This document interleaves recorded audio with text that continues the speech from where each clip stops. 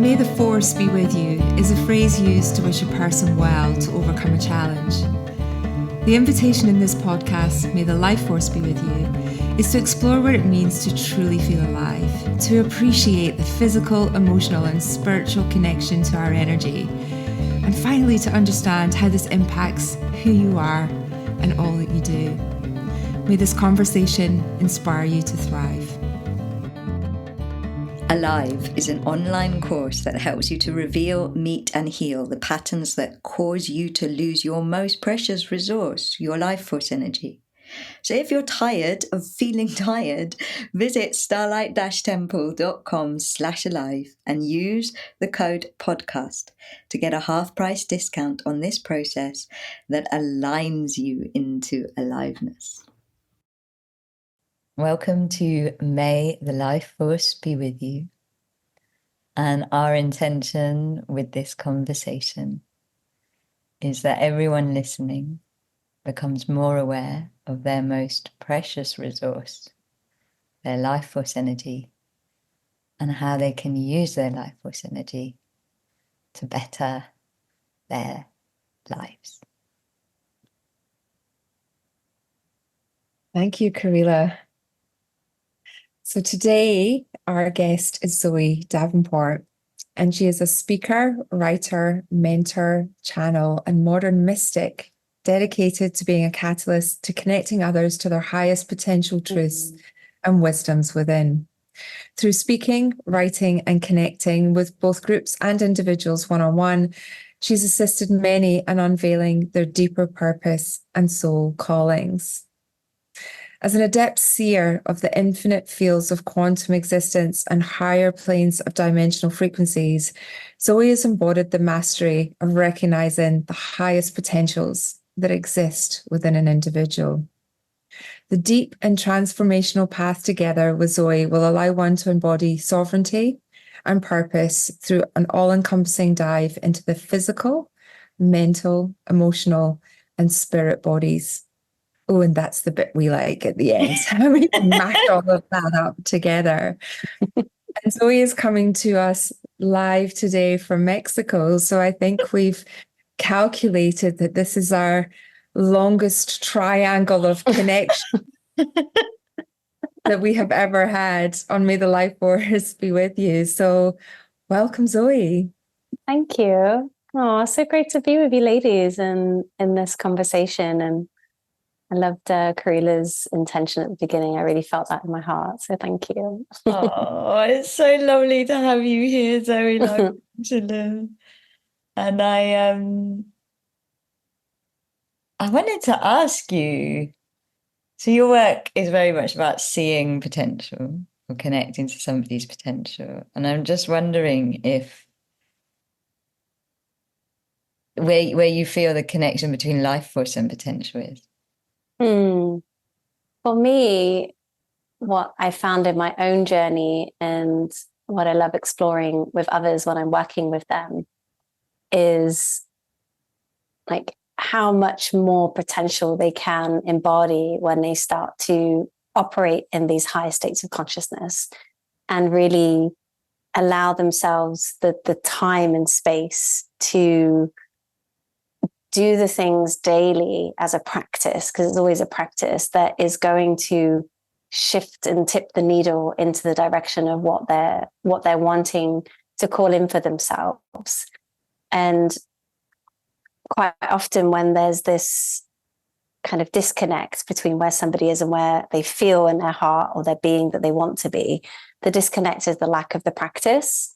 And also, thank you, the patience with the practice, that things take time, because I feel sometimes we can be in these high states of consciousness out of body perhaps, and we might be receiving these, future potentials of timelines, and we get these like information and we come back into the humanness, and it can feel like a very slow process sometimes, not always. And I feel like the connection of that is the daily practice of touching in and connecting to the divine within us, and having that is like the non-negotiable.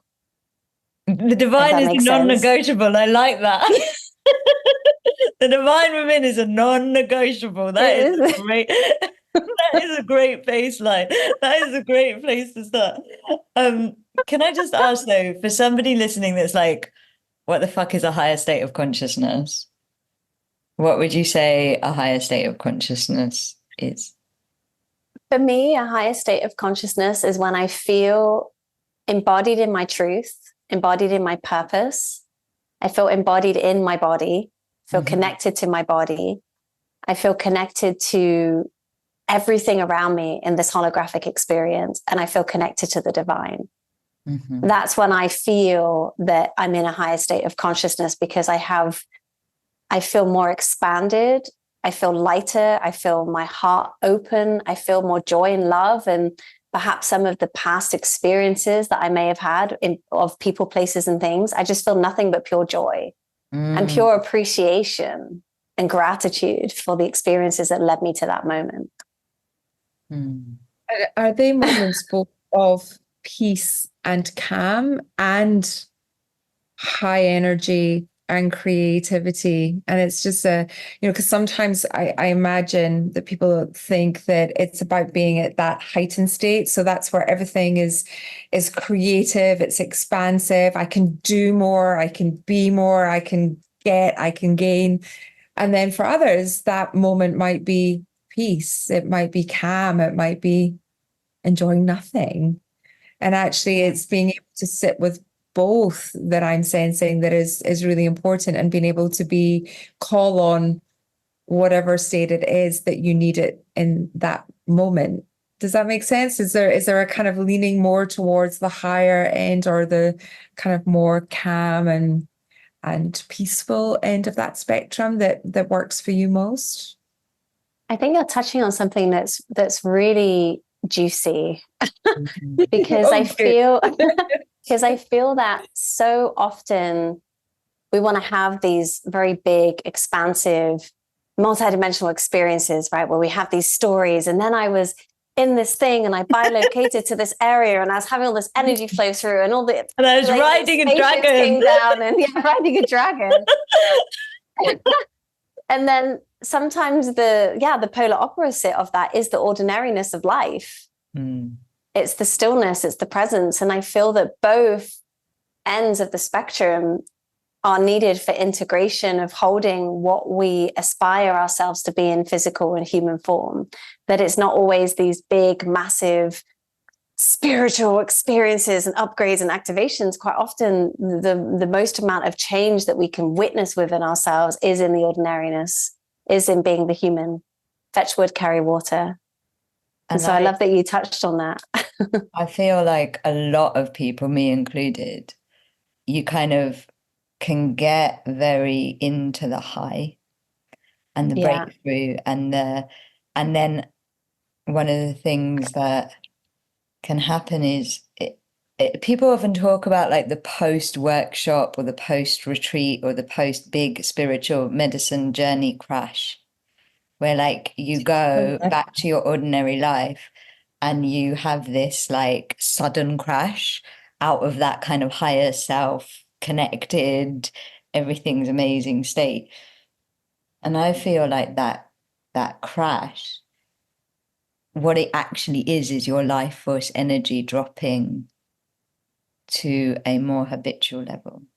We've kind of talked about it. We've touched on it on the show before, actually, of like, you know, your life force energy rises in those medicine dragon riding situations. And then there's this like, you return back to your everyday life and your life force energy returns back to its habitual level. And that's what the crash is your life force energy returning to its habitual level. And why I think what I'm reflecting on this is that why I feel the daily practice is important is because that is where you actually raise the habitual level.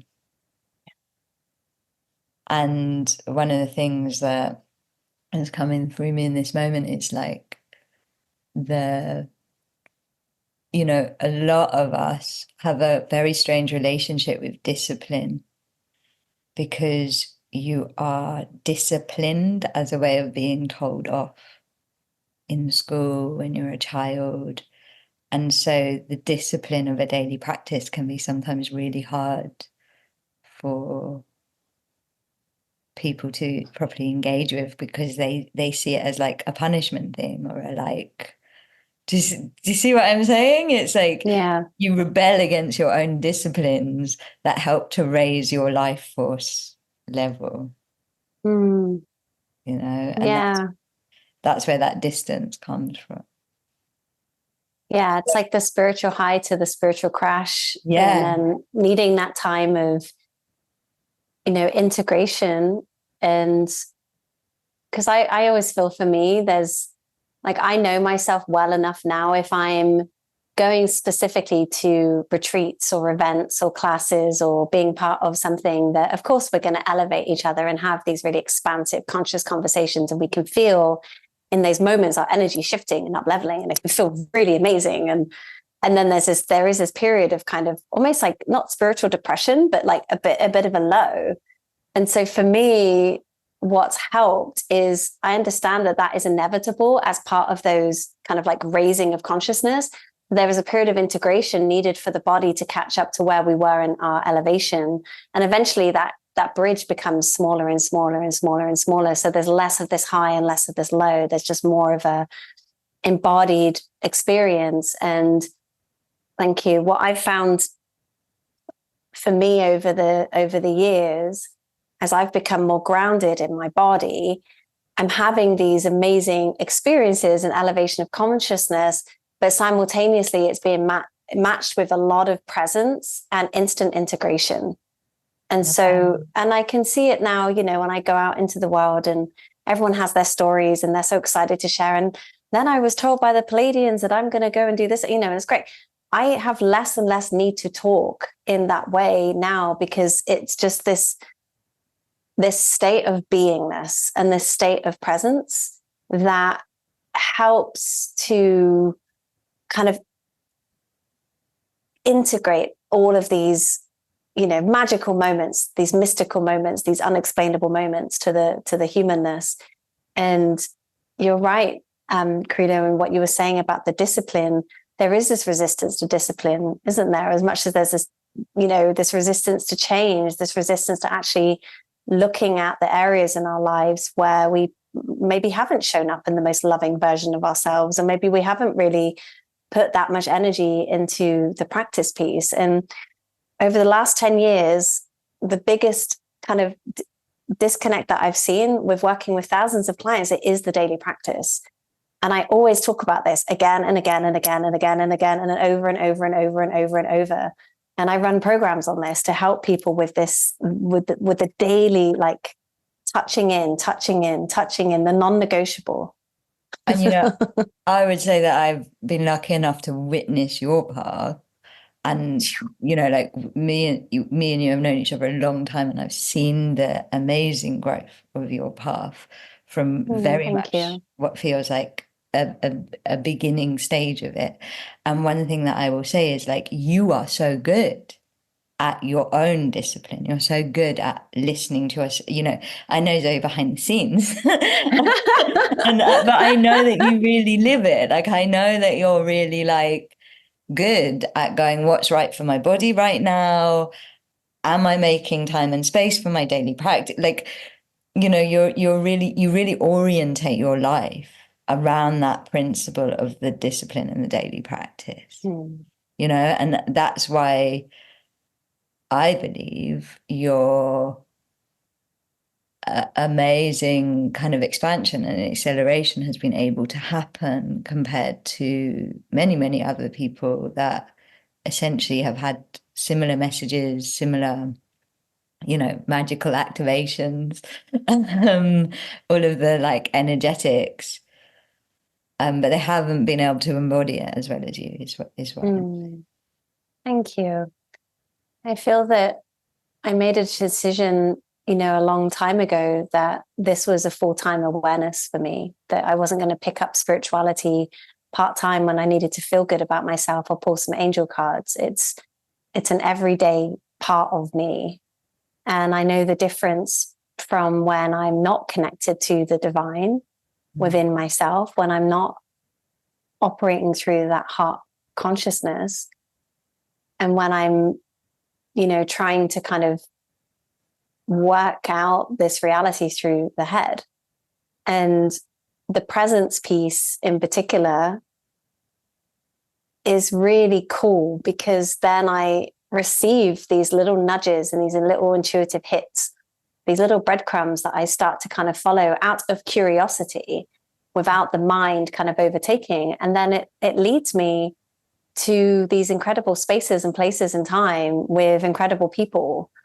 And there's a lot of growth and expansion from that as well.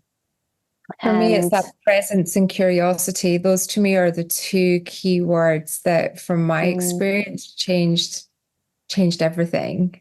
And they're not dragon slaying moments. And actually, for me, it's the first time I felt nothing, that I was like, okay, I feel some progress here, because in the feeling of nothing, there's no reaction and no judgment. And that to me is being present, because I'm not trying to problem solve. I'm not trying to rationalize. I'm not trying to think about the next step or the next stage. Just, I felt nothing. How beautiful, how magical. And so it is that kind of light and shade. It's that balance. And I feel deeply what you're saying about those moments of being present that then allow the space to go, I wonder if, that you just can't hear when you're slaying dragons and riding to the top of mountains, and I think that there's a beautiful light and shade in that a lot of people, it's hard to encourage someone to say, keep practicing so you feel less, when actually usually practice means that it's because you're doing more. How does that work in your work? I know you work with people in business, which I love, because that's what I want to bring more of this into the business world. How do you start that conversation around the benefits and what they will feel as they start to practice? Yeah, so I'd say, like, amazing for you as well. I just want to share that you're able to sit in that spaciousness and that unknownness and feel okay about it, because most people freak out, right? They do. They kind of think, but I need to know the steps before I'm going to allow myself to settle into the spaciousness. I want to know what's happening.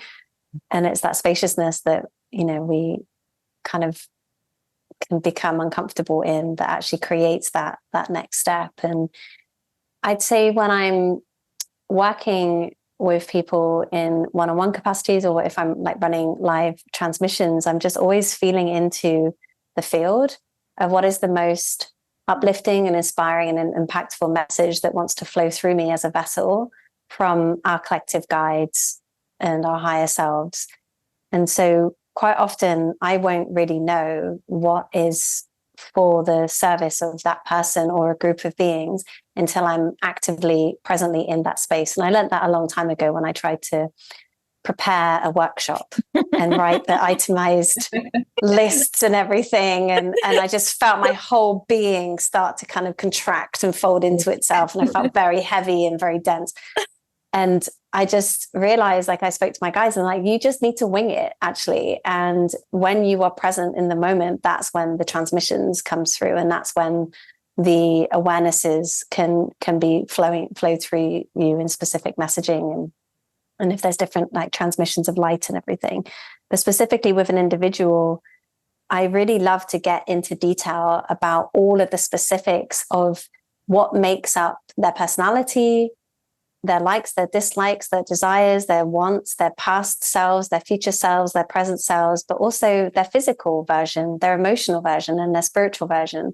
And so I like to kind of look at things energetically through a holistic approach, so that, someone may want to, I don't know, they've received this message from a psychic about 10 years ago that they're meant to do X, Y, Z. And then when I'm tuning into their field, that's not the most like punchy, relevant experience for them, but they've been holding on to this thing because someone told them that. And so I like to always kind of just clear out the fields of what are the shoulda, coulda, wouldas, and what's the shame and guilt that someone's carrying around the fact that they haven't maybe done these certain things. Because there's a lot of, what's the word? Online, in person, offline. There's a lot of kind of demands on somebody's spiritual presence and essence in this reality based on a lack of time. And this is kind of playing out these old martyr timelines and martyr programs, which I always like to clear out of somebody's field by bringing awareness to it. That it's like, what is in your heart?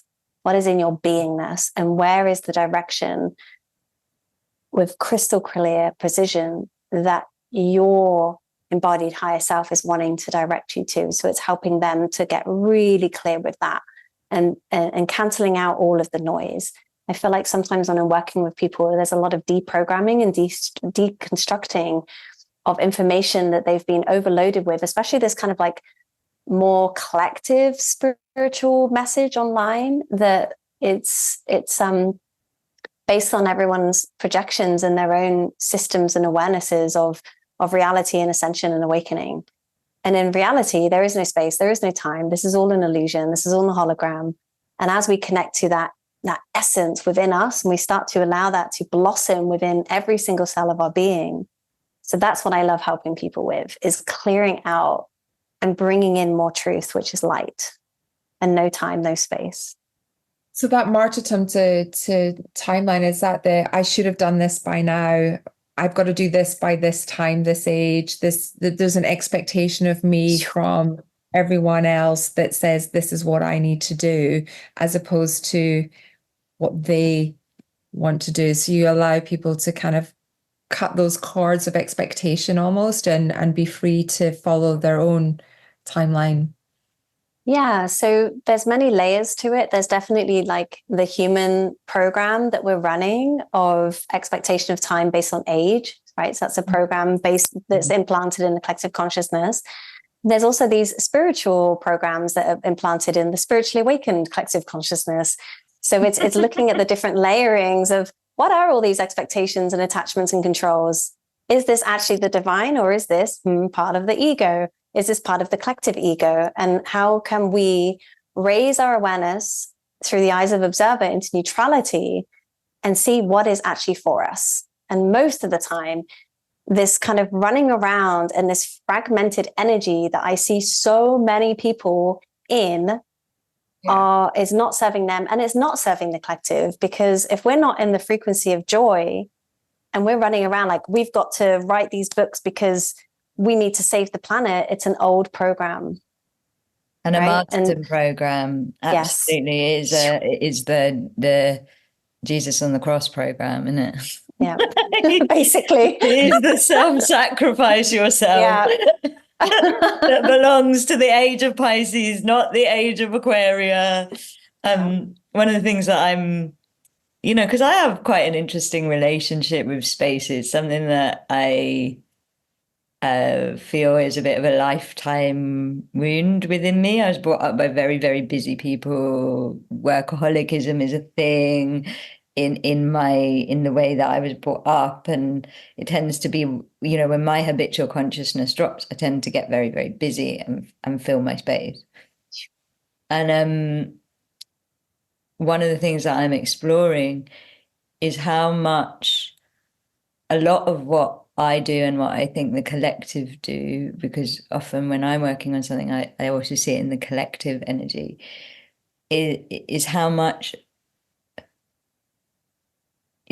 some of what we do isn't in the service, it's just against the space. It's not even self-sacrifice, it's just avoidance, it's just hoarding the space, it's being afraid of that nothingness that you mentioned, Fee. It's like that like it's not going for something, it's just trying not to experience something else because we're afraid of it. Do you see what I mean? It's like we don't know how to handle that deep feminine energy. We don't know how to handle the beingness. We don't know how to just be. So we take on a million projects or like we spin a million plates like and a lot of those plates aren't actually one of the things that like I'm peeling back the layers of it myself is like a lot of those plates when I actually tune into them they're not life generating, they're not that joy place for me. They're just a way of not having the space. They're just a way of my unhealthy relationship with space manifesting. I love that insight. Oof, feeling that. Powerful, hey? Like, yeah. When I landed on it, I was like, ooh, like, oh, and then I was like, oh no. I was like, oh, I've seen it.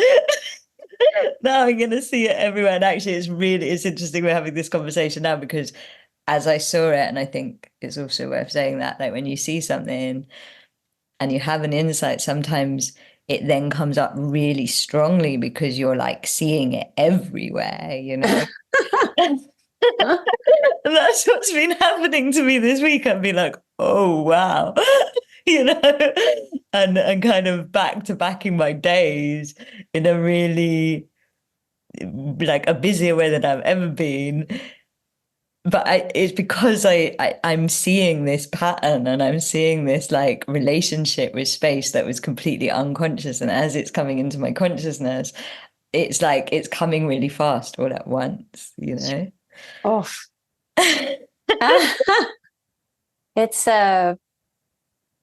amazing to have that relationship and awareness with space and time. And I feel like we can all relate to this. Like there is just this deep, deep, deep joy to serve.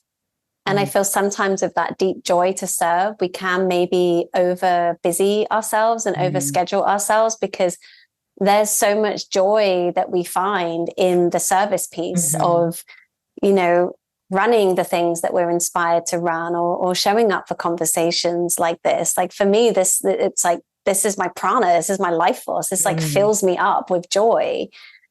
But then there's also this sense of allowing more spaciousness between the joyful experiences that we're maybe like committing to and being aware of like, what are we over committing to so that it's not taking away from the things that are also going to help us feel grounded and elevated and rested and nurtured. And I'd say for me, this past year in particular, I've been deconstructing this sense of work and what it means to work and what it means to show up in service. And also being in that flow, like in January, for example, I worked an hour a day. But for that hour, I was fully present, I was fully connected, and it was very in service and very in alignment. And there was an uncomfortability at times of feeling, I've not noticed myself thinking, well, you've taken a bit too much time off now. I'm like, well, who says? By whose kind of standard recommendation? Like the old school factory worker from 100 years ago? Like, no. They.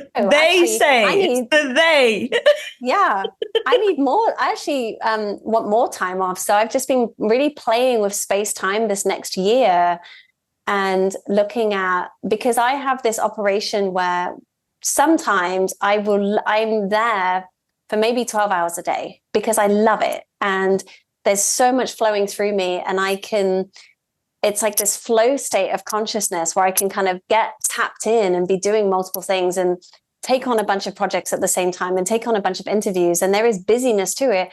But then I'll have days and days and days where there's like nothingness. And there's, oh, what do I feel inspired to do today?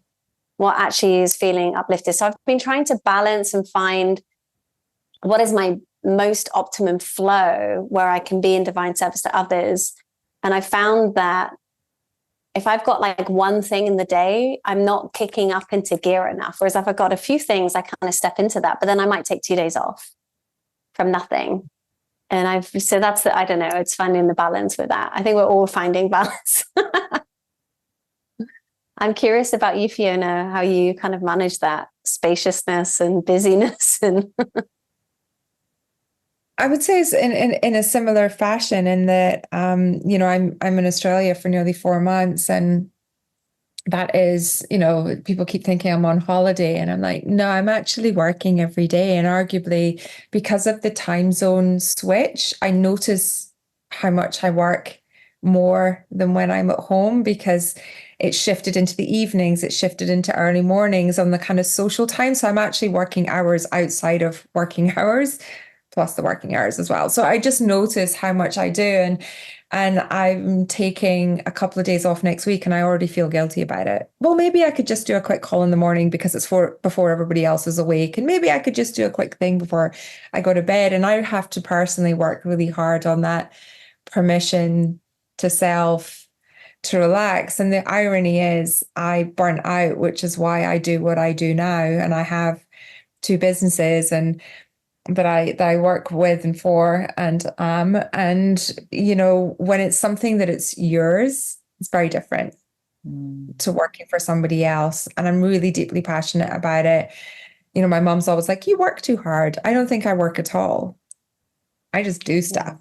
I don't see it as work, as you were saying. So I definitely need to work on the permission to allow myself to rest, because I preach it to everybody else. I need to make sure I give myself permission to do that. Like yesterday, I wasn't feeling too well, but I worked probably 10-hour day. But today I'm going to get outside. I'm going to go in the swimming pool. I'm going to go for a walk. I'm going to do all the things that I know that I need to do to kind of have a Control-Alt-Delete moment and just kind of reboot. And it doesn't take much. It doesn't take a long time, but it's important that I acknowledge when I feel that I need to do that, and I need just to kind of take a step back. And then also, I agree with you. Sometimes I can only do 2 hours a day, but geez, they're productive. I love those days. It's like when you go shopping, you're like, oh my God, I've just had a really good day, and I didn't have to go to 10 stores, and I found everything that I wanted in one place. Like that to me are the magic moments. And when you're in the right energy, because sometimes when you sit down and you're not feeling creative, don't force it. You're not in a creative space. Do admin that day, do something else. But I think the hard thing comes when you're trying to push and force something when it's just not there at that time. So I quite often talk about changing your perspective, which is your outlook, where you are, what you're doing, who you're sitting with, the music, whatever it might be. Change the energy to change the energy that you're looking for. So to sit down at the same desk every day and expect to have all these different elements to your creativity, to your energy, to your output, it's really hard. So how can you create environments and shift in perspective that will help you change that energy and what you need to do, and therefore do with more flow, which means you do it quicker, you do it with more ease, and it's more enjoyable. So that's kind of my long-winded version of how I approach it. And I feel like that's the same timeline thing. Like on the days when I push through, because I'm like, I've got to write this newsletter and no inspiration is coming, but I've got to write the newsletter because I've got to get it out on the full moon. Or like, it's when we've got put a weird time restraint on ourselves of like, do you see what I mean? It's the same thing that we were saying earlier about like, by this age, I should have done this. We do that on a very micro level in those days as well, where we're like, I've got to do this by this. And I'm a bit like, I'm going to remind myself of Zoe being like, who says? Like, why does your newsletter have to come out on the 1st of the month? Yeah. Or like, I think there's a real power in who says, because it's you saying it. Do you see? It's you saying it. I've got to get this done by this. I mean, I think my busyness that I've had come up this week is partly the window. It's also because I'm about to go on holiday. And so whenever I take space, my system goes, oh, well, I've got to get all of this done in order to give myself permission to take that space. Yeah.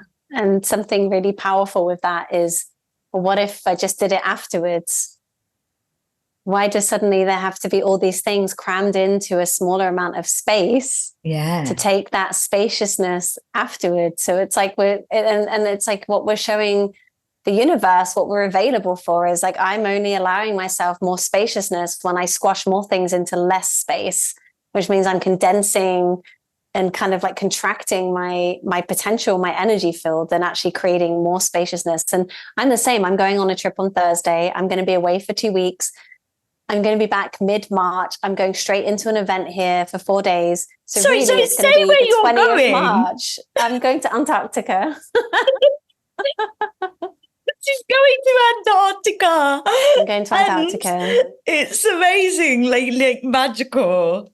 Yes, it is very magical. And there's going to be some beautiful land activations and lots of connection. And so, yeah, I noticed myself these last few days of doing that similar process of like, right, well, you know, I've got to right, make let's myself not. small in order Yeah. to give myself space. Like it's like the polarity. It's like you've got to be space, and yet we have this. I think it's like our exchange mentality that we were so cultured and created in of Yeah. like, I have to like earn the space, you know, Yeah. like I have to like a bit, I guess it's schooling in a way, because when you're in school, it's like you get your holiday time because you did all of your work, you know, like you've done all of your homework, and then you get your holiday time. And it's like, yeah. I mean, all three of us are actually about to go away. And I think all three of us have probably done that. Like, I've got to cram it all in before I like somehow claim the space of the future trip. Yeah. Yeah. It's incredibly interesting when we're in the observation of that, like in the moment. And so even these past 3 days, I've wanted to do a juice cleanse for quite a while. My body's been calling for it. I've been, traveling quite, different places, various foods. And there wasn't space for the juice cleanse because in my mind, it's like, it's got to be this big thing. And actually, I realized that all we have is now my body is literally telling me to stop eating for a few days. And so I just created the space for the focus of the juice cleanse above any other to-do items that I had set myself to look into this week before this trip, because actually this is the most highest alignment of service that I can step into, is really allowing my body to clean out some of the gunk and some of the density, so that when I'm receiving these cellular upgrades in Antarctica and I come back, the energy that I'm in then to create what it is I've been trying to create for the last month, I feel it's going to come in very strongly. And so sometimes I feel, for me, always being ready to pivot and change the schedule and be okay with that. And, I've been turning quite a lot of things down the last 2 days as well, where there's more things trying to be filled in the space and creating nothingness, as much nothingness as I can for that. And how do you do that? Because I know loads of people are going to be like, I really struggle to turn things down, or what if it's a really good opportunity? I mean, like, what would you say in terms of somebody listening that's like, I definitely need to do this? Yeah, so I find a lot of power in saying no to certain things, because I understand that if it is the highest alignment and expression in the future, it will bounce back into alignment, because in my feminine energy, I attract what is for me, and there is spaciousness for everything. So I've turned down 4 interviews this week, for example, because they're all trying to fit it in between now and we should April. be honored. We should be honored. Of course, yeah, there was absolutely. The life force.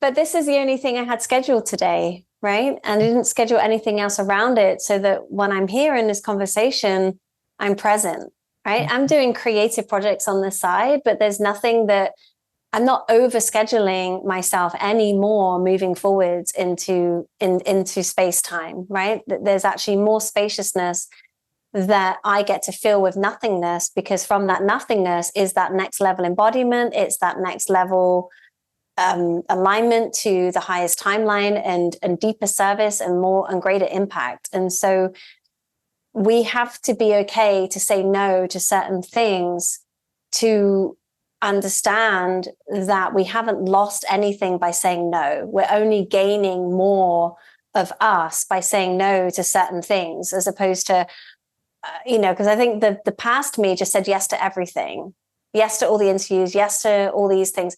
And I realized that my energy started to become really scattered and fragmented. I so resonate. Yeah. And so recently I've been in a lot of observation and tuning into the field of like, where is my energy in each individual moment? Is it fragmented and scattered, or am I all here? Am I present? And is this life force energy you're talking about? Are you talking about the scattering of your own life force energy? Yes, because then it's in different directions. Because of sending it in too many directions, because of spinning too many plates, because of committing to too many things. Yes.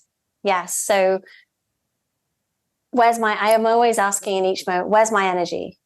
Right. So even with this trip, when I was invited, I felt my energy start to become fragmented and scattered, because then the mind was, well, you better do all these things that you said you were going to do this month now if you're going to go on this trip. And I sat with it for 2 days in spaciousness and realized you can do these things at different moments in your reality.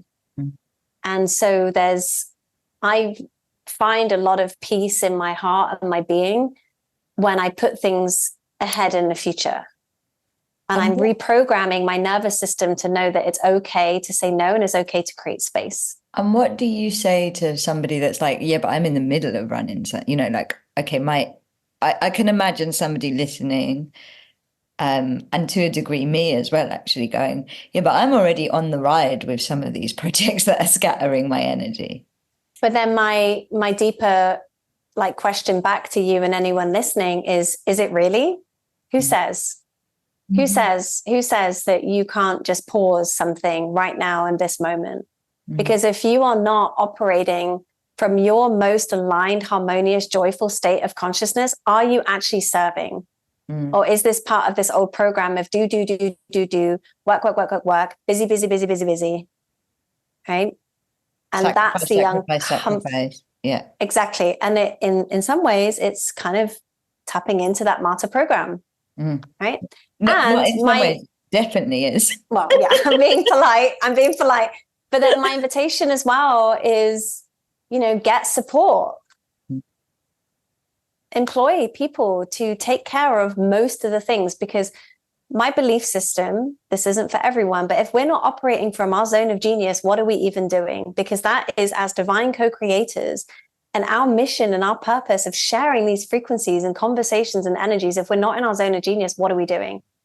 There's this great Scottish phrase, what's for you when he pass you by? And that's what I just keep thinking. And then what's for you, won't pass you by. So if you create more space for more by doing less, what for you, you actually could be allowing more better things to come in.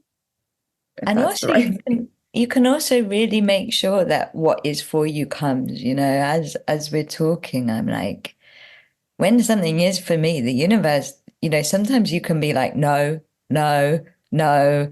And the universe keeps bringing it. Do you know what I mean? Like, the universe keeps serving it.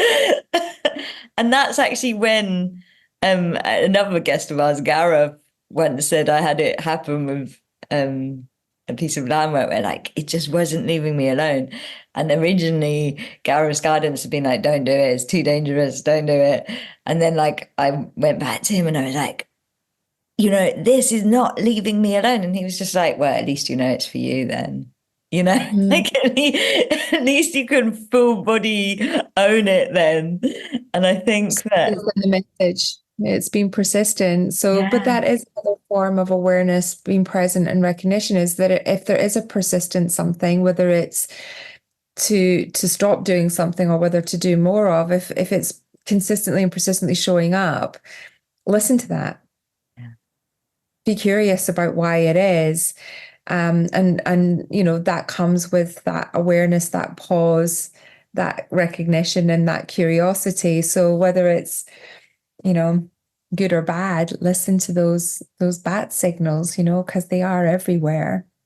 But we got to be present, and we got to create a bit of space in our lives to hear those and to recognize them. So I loved that. I wrote that down when Zoe was speaking, that if you create a little bit space, maybe some even better stuff can drop in. That's what I took from.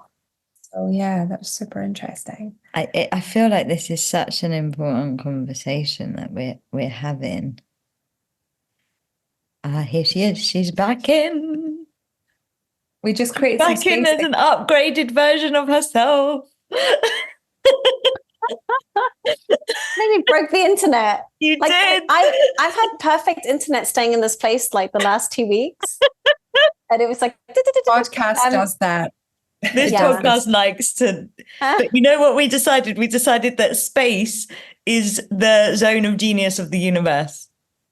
Oh, nice. I love that. And so when the space is there, you're letting the zone of genius of the universe be there.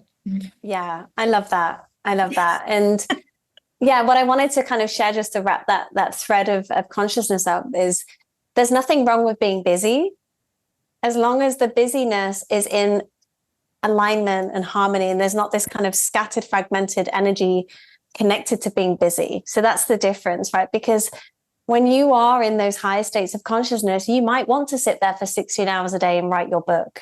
And that's okay. So it's not saying not to be busy, and it's not saying like not to have things in the schedule. It's wonderful to have things booked in and alignment and flow and all the things, but just paying really close attention to, is this going to serve myself abundantly as much as going to serve others? And am I taking care of myself in the perhaps busier times of the schedules? Because what I see a lot of is people's self-care practices start to go out the window. Then they stop going and doing their yoga. Then they stop working out. Then they stop eating properly. They stop drinking water. They stop with the basic needs of the functioning of the human and the connection to the divine, because there's a sense of, but all my energy needs to go into these projects and things. So it's the balance. And I love that you ladies had that. That needs to be on a t-shirt. What? Say it again for me. Space is the what? Space is the zone of genius of the universe. Yeah. It's so fucking cool. I love it. Sorry for swearing. It's so cool. And that's what the life force energy wanted to bring into this conversation. Love it. It is. It is. So and true. Actually, that is, I don't know if you guys experience this, but whenever I take space, my best ideas, the best inspiration, everything happens when you finally do stop, and then you pop, when you stop, you pop. Like, yes, it's amazing. I want to ask Zoe, what's your daily practice? Because you mentioned the daily practice, and I so resonate with what you say about dropping the ball. My guides actually, they have this, they often say when I'm like, I'm a bit too busy to do body love, which is my course that is all about those very basic, meeting yourself in the very, very basic rituals. My guides are like, the best time to do that is when you're too busy to do it, because that's the time that you drop the ball. And that's when you go back to your old habits of your old self, of your old story.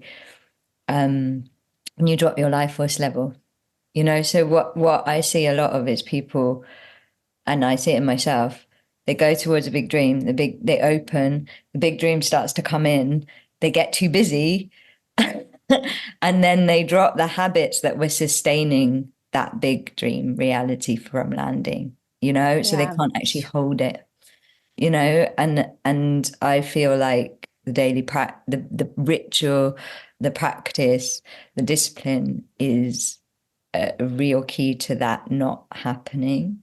And so, I really know what you think it should be.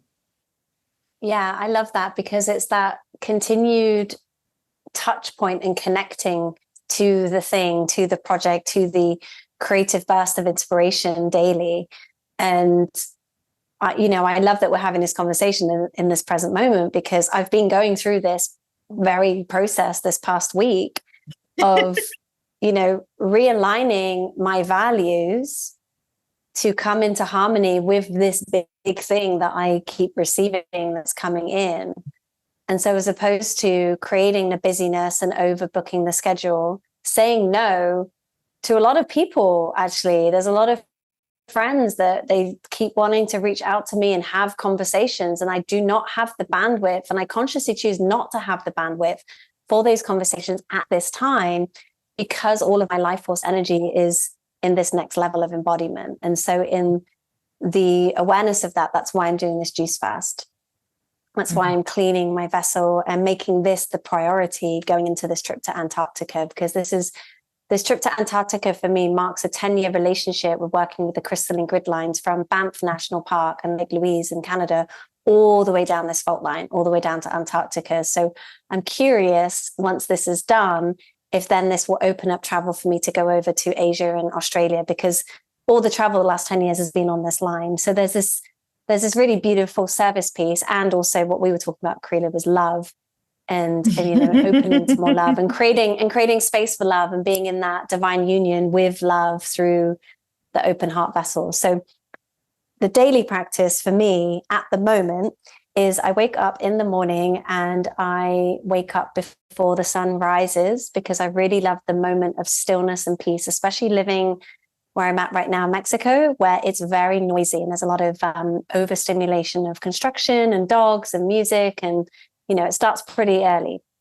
So I wake up before the sun, and I light a candle, and I have an altar wherever I go. I have like a traveling altar, and I light a candle, and I ground my energy into the earth, and then I set my intentions, and I normally set some prayers as well. So if there's anyone in particular that is needing prayers sent to them, and myself included, then I'll sit in prayer and stillness. And then I'll go into a meditation. Sometimes I'm sitting in a silent meditation. Sometimes I'm guided to do energy work. Sometimes I'm guided to do a channeled message with my guides. They're saying to do that more because I'm not listening to them enough. They're just chiming in there. And I was like, I know. Yeah, I understand. Thank you.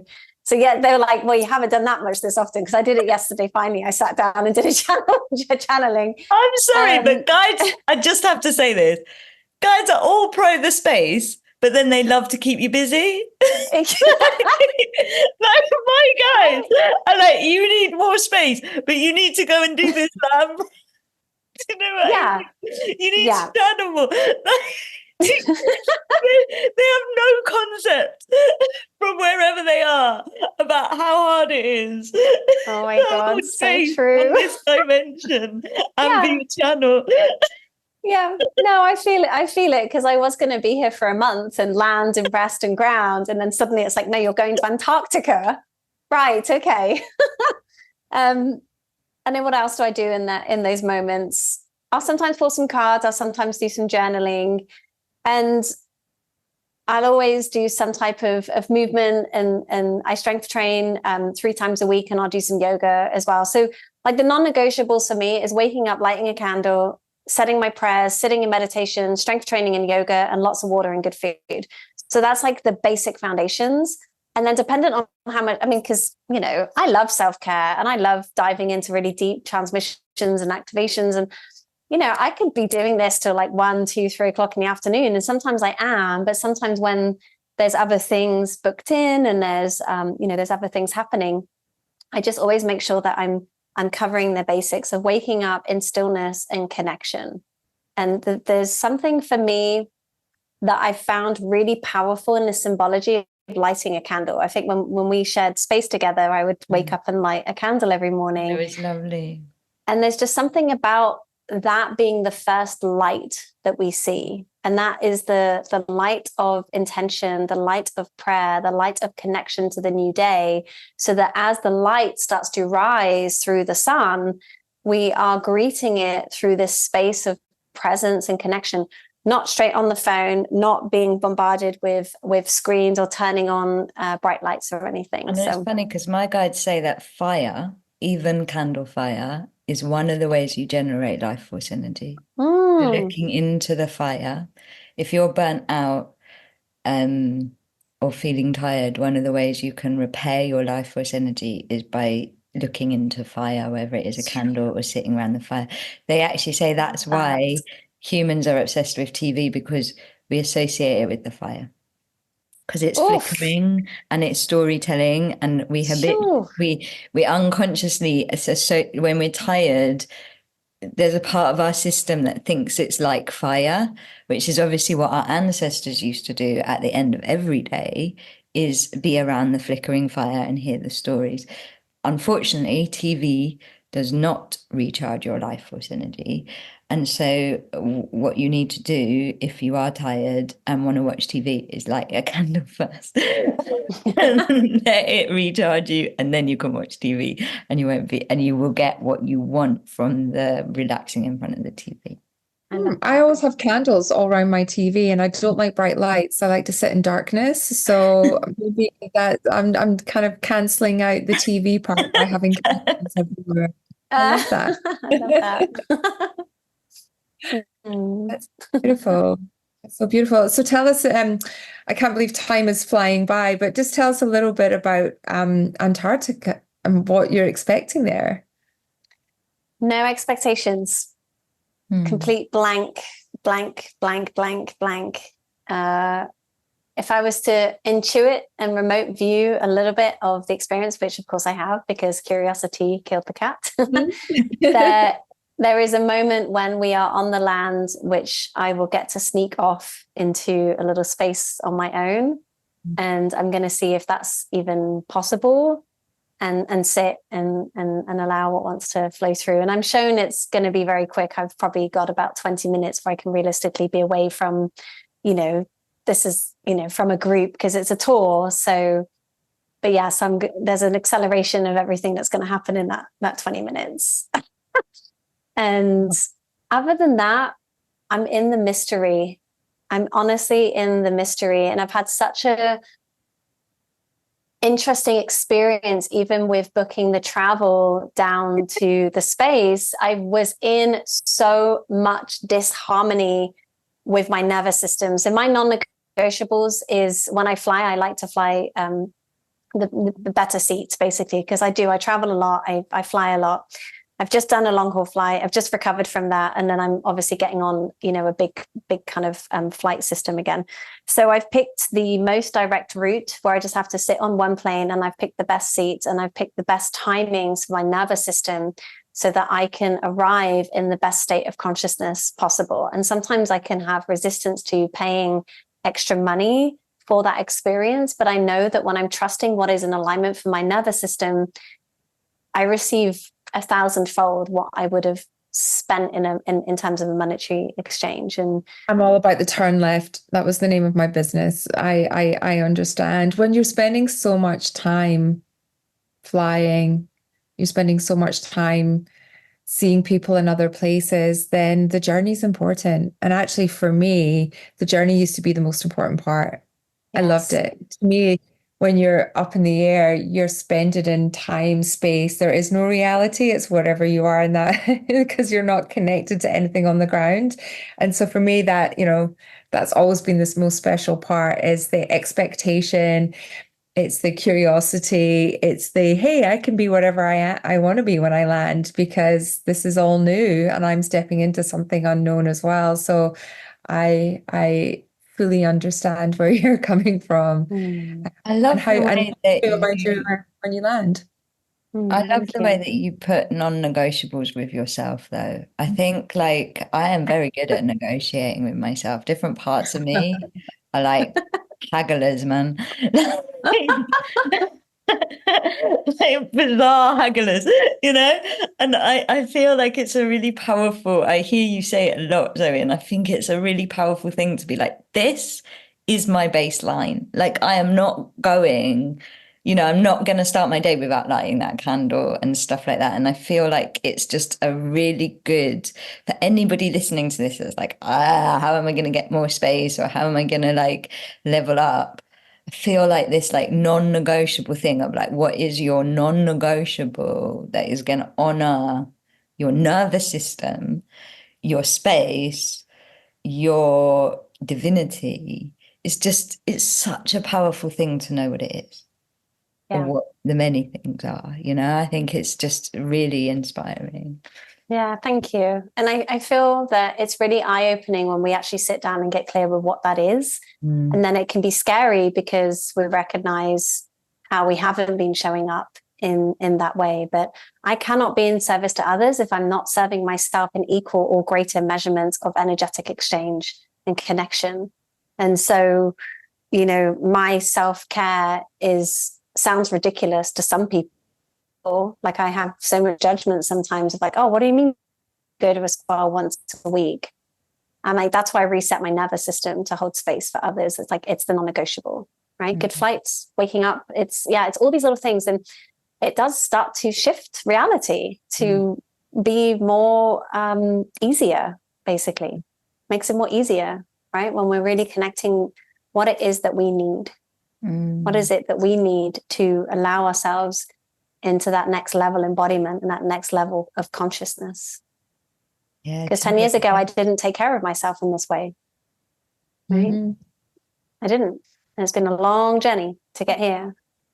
I had a really beautiful realization about service, because I was like, you know, I love service. You spoke about it too. Like, I love service. I love being of service. I love it. Like, I love it. Like, it's the best thing in the world when I'm walking my path, when I'm in my service bit. And I realized that every time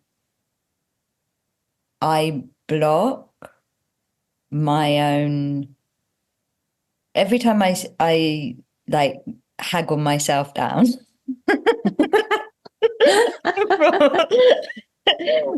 what I'm doing is I'm stopping the universe from being of service to me. So I'm denying the universe that experience of being of service. That is the thing that I love most, you know? And it's like, I feel like when you set your non-negotiable, what you're doing is you're also giving the universe an opportunity to be of service to you. Yes. And find a way to make that flight happen, or a way to make, you know, you're kind of then allowing the universe to find a way to support you in your service, or in your best self. And it was just this moment of like, oh, the universe really likes it too. Yeah. Like, don't stop the universe being of service. Oh, yeah, so true. The minimum standards of our reality, of this hologram, right? None of this is real. It's all light encoded information. So we get to bend and reflect exactly what it is of our alignment, of our desire. So yeah, for me, it's always just such a blessing to continue showing up in this way and diving into these non-negotiables. What would be really fantastic, though, is when our triangle is smaller and it's not spread across the world, that perhaps you could come back and share with us your experience of your journey that you're about to go on. Or it'd be hugely fascinated yeah, to I'd hear. love that. Yeah, of course. Of Amazing. course. Thank you, And Kahreela. I ask you who we should speak to next. Brooklyn Rain. Yeah. I know many people who know her. I've heard of her. She's one of my besties. She's awesome. So yeah, she's just like, I didn't even need to think about it. So, will you connect with us? Will you introduce us? Yes, I will. Yeah, absolutely. Amazing. Thank you so much. Thank you so much for creating this space. Yeah, Hey. so much love. May the life force be with you all in the space. Hey. Hi. I feel quite calm after that conversation. I feel like I've got more space. I feel like I've got more space, and that I also feel like I've been very enriched in a very practical way about how to get more space and be more aligned. I think Zoe's amazing because she really does live it.